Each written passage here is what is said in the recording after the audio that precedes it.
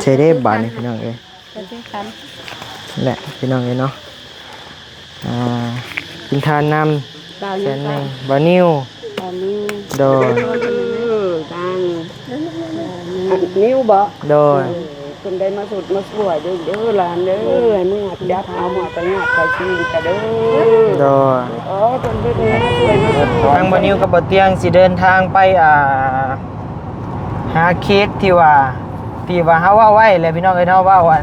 เรื่องฆาตกรรมกันนั่นแหละพี่น้องเอ้ยน้องแรมหรือว่าสาวแรมเนาะพี่น้องเนาะที่ว่าเพิ่นได้ล่วงลับไปแล้วพี่น้องเอ้ยเนาะจากสีมือคนชั่วพี่น้องเอ้ยบ่าวต้อมหรือว่าบักต้อม โพสีแก้วพี่น้องเอ้ยเนาะทางเขาทัดโพนพี่น้องเอ้ยเนาะเฮือนหินจึงได้กระฝากพี่น้องติดตามเบิ่งนำกันเด้อพี่น้องเอ้ยเนาะฮอดแล้วโดยหมอดูหมอเดาเพิ่นบอกว่าใส่ชุดดำแล้วอยู่ในหุ้มไม้เด้อพ่อเอ้ยใกล้ทางก็แม่นอีหลีเนาะธงดำอยู่ในใกล้ทางเนาะเหลือเสือพี่น้องเอ้ยสาวแฮมนี่เพิ่นอายุจักปีก่อเก่าโอ้หาได้สาวนะเนาะว่าไงเนาะตัวเพิ่นอยู่เพิ่นจะขอกันเรียบร้อยแม่ขอเลยยังแต่ว่าบ่ได้แต่งงานโดยค่าแก้วสิ้นดองคนนี้ที่ว่าโดยทั้งแม่ไว้ใจฝากลูกฝากหลานให้เพิ่นไปนำกันหั่นนะแล้วคิดจังได๋เพิ่นมาเฮ็ดแนวนี้เขาสิหักสิเทกันนี่แหละโดยก็เลยเพิ่นเอาความเมียโดยคิดว่าเพิ่นแทงกันคู่รัวพัวเมียของเพิ่นบ่คิดว่าเพิ่นฆ่าล้านพันแทงกันแบบนี้โดยเจ้าบ่ได้คิดเนาะโดยคิดว่าคู่รัวพัวเมียของเพิ่นว่าเพิ่นมีบุญมีเหตุนี้ก็ให้เป็นอุทาหรณ์สอนใจนะพี่น้องเนาะอย่าไว้ใจคนฮู้หน้าบ่ฮู้ใจเนาะพี่น้องเนาะก็เป็นอุทาหรณ์เลยแหละเป็นหน้าบ่ฮู้ใจล่ะโดยอันนี้บ้านใกล้เฮือนเคียงเนาะก็ยังเฮ็ดกันได้ลงเนาะก็ยังได้สำนี้พี่น้องเอ้ยเนาะก็มีแต่อย่าไว้ใจเด้อพี่น้องเอ้ยฮู้หน้าบ่ฮู้ใจคือเพิ่นว่าหั่นล่ะเป็นสติเป็นบทเรียนอันยิ่งใหญ่เลยแหละพี่น้องเอ้ยเนาะชีวิตคนคนหนึ่งเนาะพี่น้องเนาะก็สู้ๆทั้งพ่อทั้งแม่ก็ได้เนาะ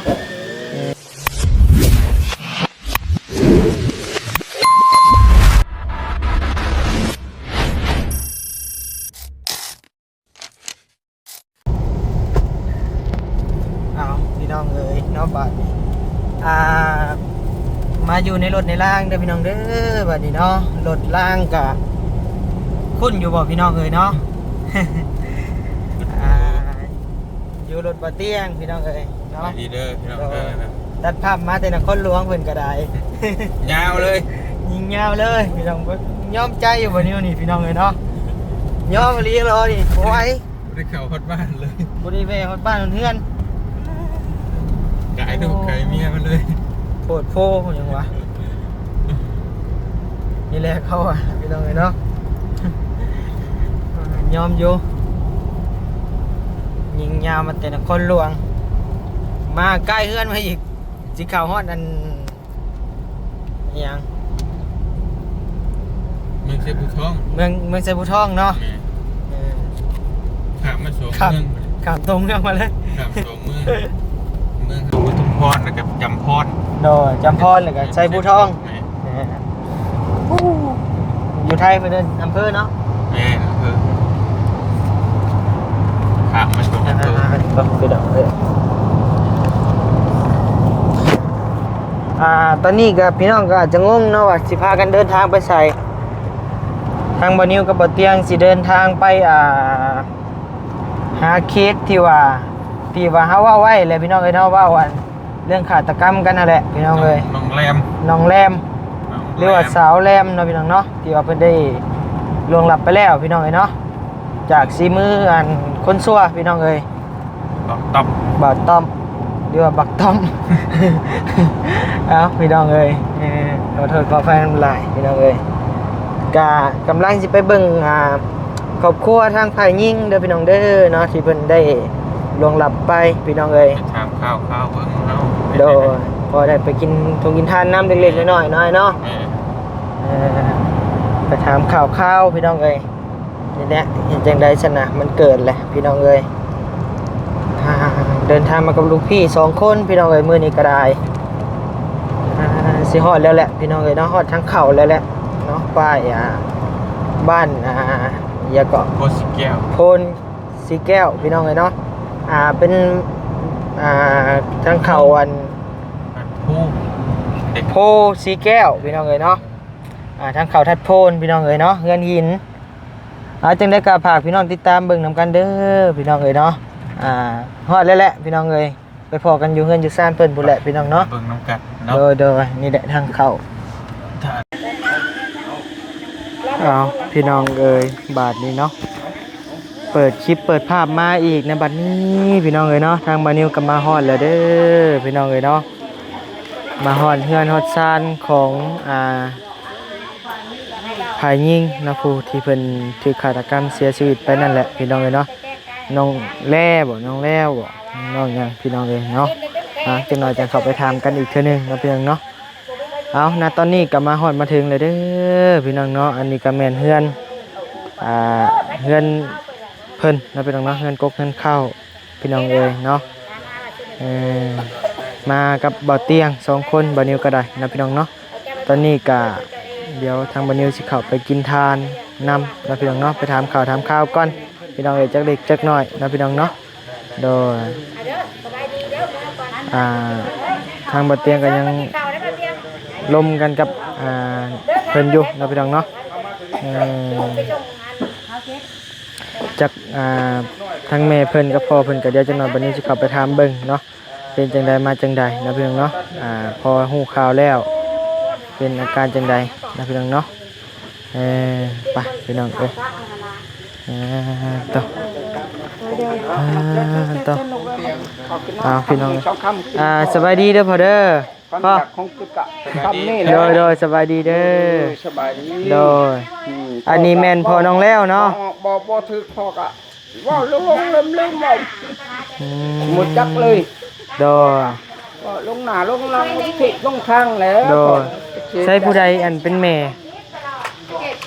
ผู้นั่นแหละโดยกะว่าบ่ถึกคือผู้ขาว่าแล้วโดยบ้านเมืองประเทศชาติบ้านเมืองช่วยคิดถอกคิดทานซะโดยแต่น้องโดยสบายดีเด้อแต่พ่อแท้แม่โดยพ่อแท้แม่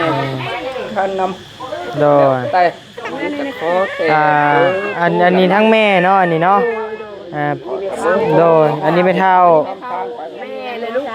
โอ้โดยอันนี้แท้เลยเนาะโดย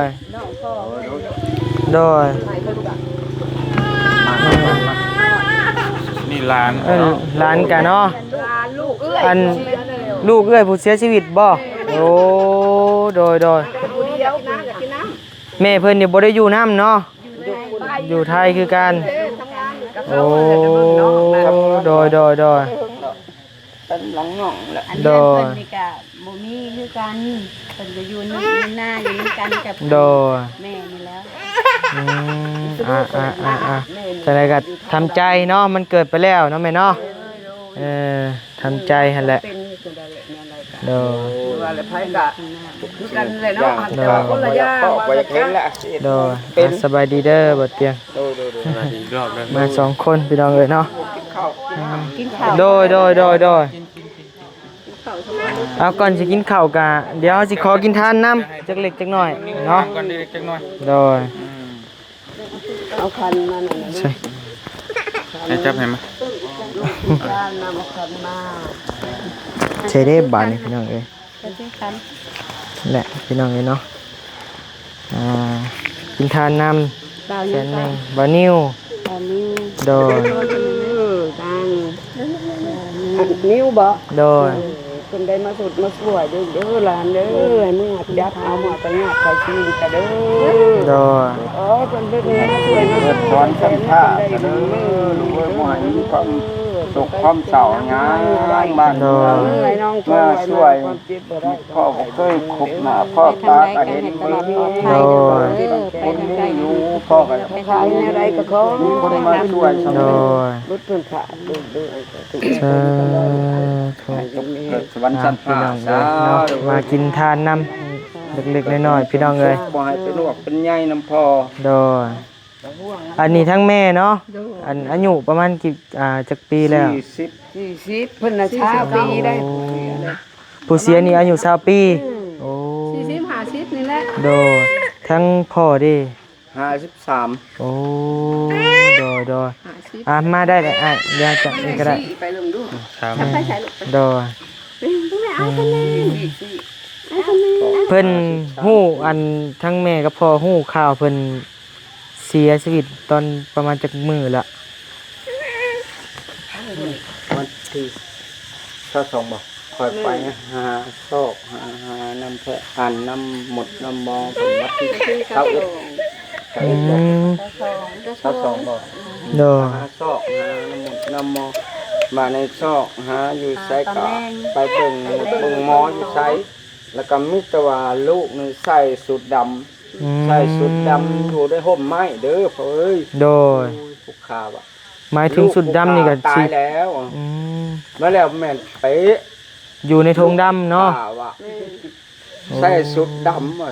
เครื่องดำเผย โดย ใส่เครื่องดำลูกเจ้านะใส่เครื่องดำโอ้ยตายแล้วลูกขามาแล้วแม่นเป๊ะใส่ถุงดำ โดย มาแล้วเขาผักเขาพันใส่ถุงดำไป โดย มันแม่นเป๊ะหรอก ตอนที่ว่า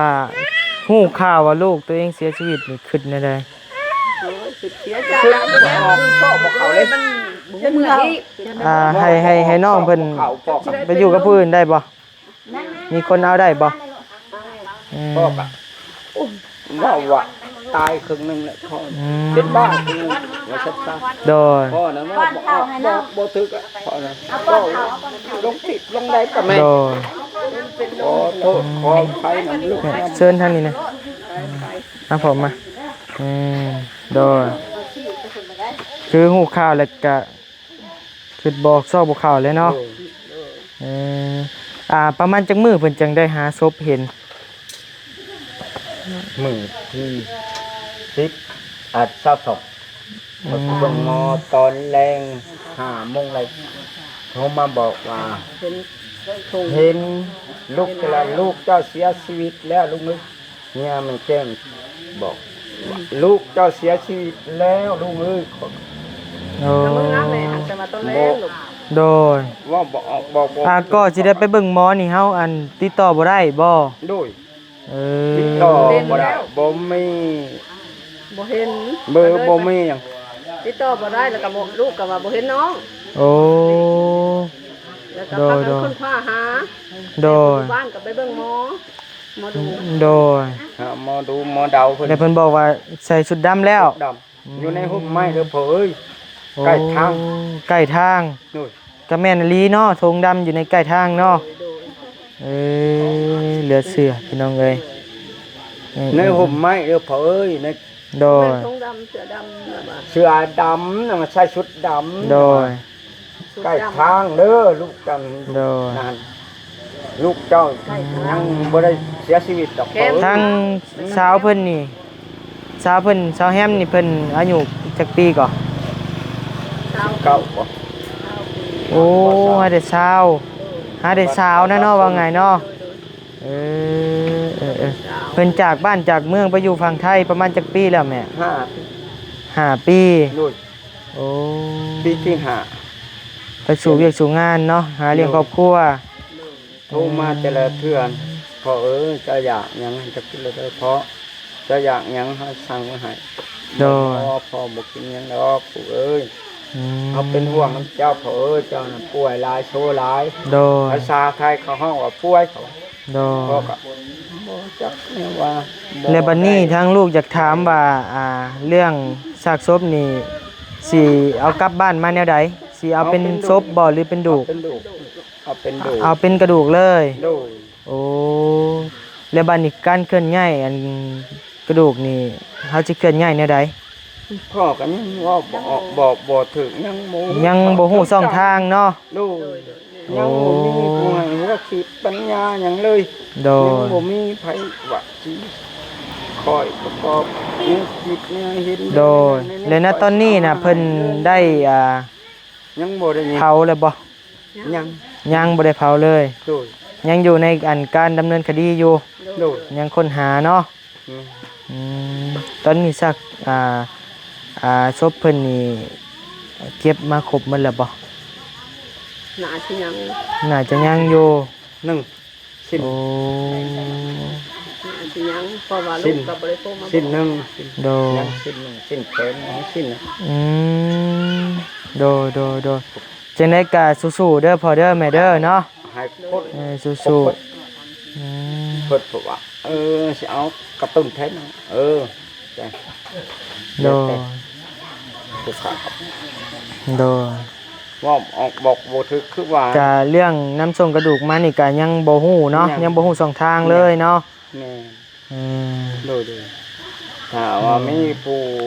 ออกพวกคิดความเห็นล่ะมีผู้ออกพวกคิดปัญญาสิช่วยว่าพอเฮานี่สิเอากระดูกมาซอยเจ้าแต่พุ่นมาพี่ยังบ่นั่นดอกครับผู้ใดคิดเห็นแน่น่ะก็โอ้ยสาธุ มีแต่ครับบุญชูแล้ว โดยมีแต่เจ้าก็ลองลมกับลูกพี่เฮาเบิ่งเนาะเพิ่นสิว่าแนวใด มีแต่ เพิ่นสิมีเวลาบ่ มีแต่มือ10 นิ้วในย่อสก็เข้าสว่าเอาจันนี่แหละถ้าเอาผู้ใดเอากระดูกกระเลี้ยวลูกผูกขามาก็ย่อมือในนี่แหละ โดย ผูกขานั้นเบิดสุดบ่คิดปัญญาบ่มีหยัง โดย คิดบ่ชอบบ่เข้า โดยก็บ่เพิ่งขึ้นลายเนาะพ่อเนาะมีแต่สู้ๆเอานั่นแหละ นี่แหละ โดยตั้งใจเนาะเข้มแข็งจังให้ลูกไป แต่ ทำงานขายแรงงาน ทั้งว้าวอันผู้เพิ่นก่อเหตุนี่ว่าเป็นผัวได้บ่หรือว่าเป็นแฟนกันอยู่ผัวเนาะทั้งผัวเพิ่นนี่อยู่ ขอแล้ว ขอกันเรียบร้อย แม่ขอแล้วยังแต่ว่าบ่ได้แต่งงาน โดย ถ้าแก้วสินดองเว้ากันเรียบร้อย โดย ในบทบันทึกมีเบิด และปัจจุบันนี้ทั้งบ้านเกิดของผัวเพิ่นน่ะอยู่บ้านใด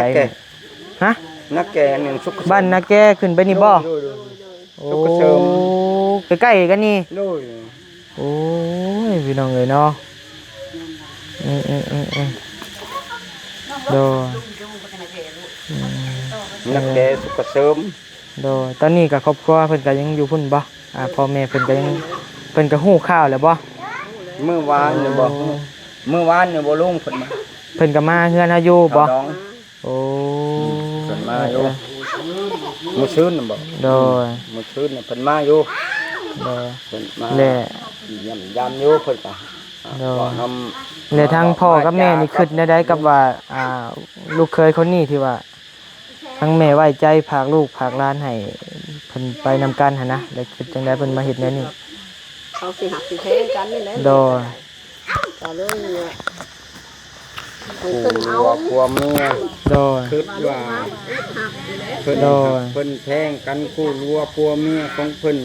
บ่คิดว่าเพิ่นฆ่าล้านพันแทงกันแบบนี้ โดย บ่ ก็บ่ได้คิดเนาะ แจ้ง โดย คิดว่าคู่รัวผัวเมียของเพิ่น โดย ว่าเพิ่นมีบุญมีค่ากับผัวแล้วก็ โดย เอา เฮาอุตส่าห์ไว้ใจเนาะฝากลูกฝากหลานไว้เนาะ เลี้ยง แต่เพิ่น ลูก ก็ เลี้ยง แนวนี้ก็ กาย บ่เป็นหยังเนาะแม่เนาะเพิ่นถือเวรถือกรรมมาแบบนี้เนาะจังไดก็สู้ๆเด้อแม่เด้อลูกหลานเป็นกำลังใจให้ บ่ได้ว่าหยัง ก็บ่ได้คัดบ่ได้ทิ้งลูกหมักไปเอา โดย บ่ได้คัด รถมาพ่อคนชั่วซะเนาะใช่ว่าเพิ่นสิเป็นพี่น้องเอ้ยเนาะ คือว่าแล้วพ่อก็บ่หยังก็บ่เป็นแล้วเป็นบ่พงพ่อกันนี่ไหนเขียนหนังสือพ่อก็บ่เป็นพ่อโต และทั้งลูกแม่นี่มีจักคนรวมหมด 3 3คนยิงจักคน มี สอง ยิงสองสร้างครอบครัวแล้ว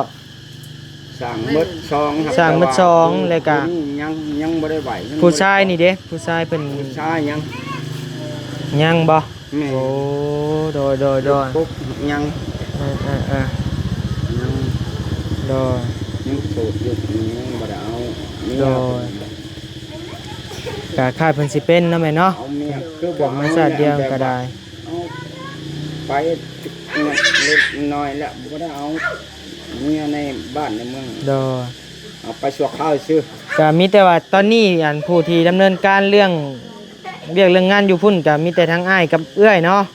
เพิ่นนี่เป็นลูกสาวหล่าเนาะโอ้ลูกสาวหล่าซ้ำพี่น้องเลยเนาะโดยคือว่าทางครอบครัวภายท้ายก็หับหู้มาแล้วเนาะเพิ่นก็เข้ามาซอยเวียกซอยงานอยู่บ่ กะเขามามือซื่นน่ะกะเพิ่นซอยเวียกสองงานนี่แล้วว่าก็ โดย จักนำอ้ายใหญ่เพิ่น โดย ได้กะ ก็มีแต่ปล่อยวางเด้อพอเด้อบ่ต้องพวกกะก็บ่ โด ได้ ย สนใจหยัง ปล่อยวางเนาะ ปล่อยวางบ่สนใจ เกิดจากนั้นมันเป็นแหละคันว่าเฮาสิเครียดสิแค้นก็มันเว้าบ่ได้พี่น้องเอ้ยเนาะมันก็เป็นตาเครียดตาแค้นอยู่ได้กับมันเฮ็ดใส่ลูกเฮานะ มีแต่มอบให้ขัดถึงมอบให้รัฐบาล คันเว้าสิบ่เครียดเลยก็เป็นไปบ่ได้นะพี่น้องเอ้ยเนาะกับ เครียดอยู่ใน บ่าวนั่นแล้วก็เฮ็ดได้ลงคอนะเฮ็ดเกินนะ เกิน โดยคันสิบ่เครียดเลยก็บ่ได้แหละคะแนนว่าอยู่ต่อหน้ามันก็ห่วย พี่น้องเอ้ยเนาะหัวอกของคนเป็นแม่เป็นพ่อเนาะพี่น้องเนาะก็ลุงไก่สอนผู้มีงานมอบให้เจ้าหน้าที่มอบให้บ้านให้เมืองมอบ โด ให้ประ ย เทศชาติ ได้แล้วพอ โดย แนว ตาม มอบ กฎหมายเนาะพอเนาะ โดย คันว่าประหารก็ประหารไปตลอดชีวิตไปเนาะ ของเพิ่น เออ เพิ่นสิได้ก็บ่จักนำ ก็แล้วแต่พี่น้องเอ้ยเนาะ แล้วแต่รัฐบาล ได้แล้วพอ แล้วแต่ สู้ๆเด้อแม่เด้อเดี๋ยวมื้อหน้ามื้อไหนสิมาเยี่ยมใหม่เด้อเฮือนชานแล้วก็โอ้พี่น้องเดี๋ยวมาเบิ่งกลางเว้นเนาะพี่น้องเนาะเป็นเฮือนไม้สองชั้นพี่น้องเลยเนาะ ซ้ำๆบ่แม่นเพื่อนตู้ อยู่นี่แต่กี้ก็อยู่นํกันในเฮือนกกเฮือนข้าวนี่ฮะ 4-5 คนเนาะเด้อพี่น้องเอ้ยบัดนี้ลูกพอใหญ่โตมาแล้วพร้อมสร้างครอบครัวแล้วพร้อมสิไปหาเงินหาคำมาเลี้ยงพ่อเลี้ยงแม่โดยว่าเกิดเหตุแบบนี้เนาะ สิได้ไหม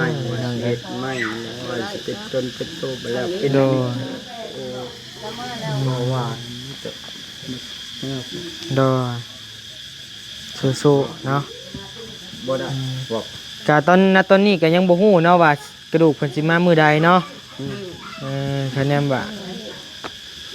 แต่ว่าลูกชายเพิ่นว่ายังบ่ได้ปรุงมันก็ โดย มีแต่ ว่าง่ายเพิ่นยังหาชิ้นส่วนบ่พอเนาะ ห่อหัน กับเพิ่นยังสิพิสูจน์หลักฐานอยู่เนาะ แม่ ความสิดำเนินคดีพี่น้องเลยเนาะ แล้วแต่เพิ่นสิไปเฮียนแล้วแต่เจ้าหน้าที่เพิ่นแล้วแต่ประเทศชาติบ้านเมือง พี่น้องเลยเนาะมีแต่ แต่มอบ เหตุนี้ก็ให้เป็นอุทาหรณ์สอนใจเนาะพี่น้องเนาะอย่าไว้ใจคนฮู้หน้าบ่ฮู้ใจเนาะพี่น้องเนาะก็เป็นอุทาหรณ์เลยแหละ แต่น่าบ่ฮู้ใจละ โดยอันนี้บ้านใกล้เฮือนเคียงเนาะก็ยังเฮ็ดกันได้ลงเนาะก็ยังได้สำนี้พี่น้องเอ้ยเนาะก็มีแต่อย่าไว้ใจเด้อพี่น้องเอ้ยฮู้หน้าบ่ฮู้ใจคือเพิ่นว่าหั่นล่ะเป็นสติเป็นบทเรียนอันยิ่งใหญ่เลยแหละพี่น้องเอ้ยเนาะชีวิตคนคนหนึ่งเนาะพี่น้องเนาะก็สู้ๆทั้งพ่อทั้งแม่ก็ได้เนาะสู้ต่อไปไปจังได๋ก็ทั้งลูกสิกลับป้าก่อนเด้อบัดนี้เด้อเดี๋ยวพ่อกันใหม่พี่น้องเอ้ยโดย บ่กินข้าวกินน้ำกินพ่อบ่ กะโดย จังหวะกันเนาะไปพี่น้องเอ้ยกันนี่แหละเงินซานบ้านซองเนาะมาเยี่ยมมายามพี่น้องมากินทานนำกันพี่น้องเอ้ยเนาะ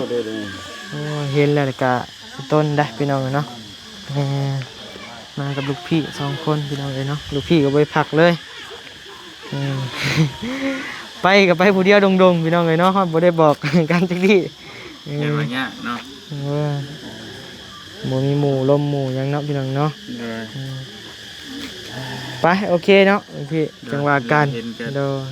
คือว่าในไทยเนาะเดี๋ยวจังว่ากันพี่น้องเลยเพราะว่าเป็นเผาศพอยู่พุ่นมันก็สิบ่ยากปานใดดอกกระดูกกลับบ้าน โดยเพราะ ท่านนะฮะ แต่ว่าเรื่องกระดูกนี่เพิ่นก็ว่ายังบ่มี2ทางเด้อ อืม ก็เดี๋ยวมาปรึกษากันเบิ่งเนาะ โดย โดย อืม โมโหหวานเมื่อใดเอา โดย ยังบ่ฮู้มือเผาใช่ไหม ไปโอเคเดี๋ยวพอกันใหม่คลิปหน้าลูกพี่โดย สบายดี สบายดีพี่น้องพี่น้องเลยเนาะจังว่ากันอีกทีหนึงอยู่ดีมแห้งพี่น้องโดยสบายถากในเด้อพี่น้องเด้อ